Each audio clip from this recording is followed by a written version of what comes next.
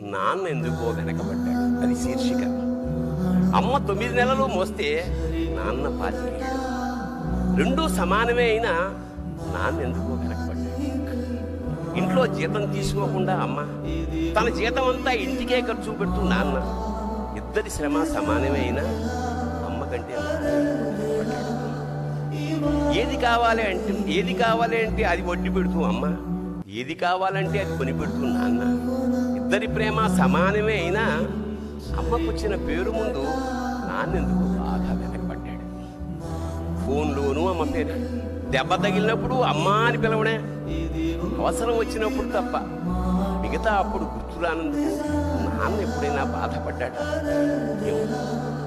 ఇద్దరూ సమానమే అయినా పిల్లల ప్రేమను పొందడంలో తరతరాలుగా నాన్నెందుకో వెనకబడ్డాడు. అమ్మకి మాకు బీరువా నిండా రంగురంగుల చీరలు బట్టలు, నాన్న బట్టలకు దండెం కూడా నిండదు. తనని తాను పట్టించుకోవడం రాని నాన్న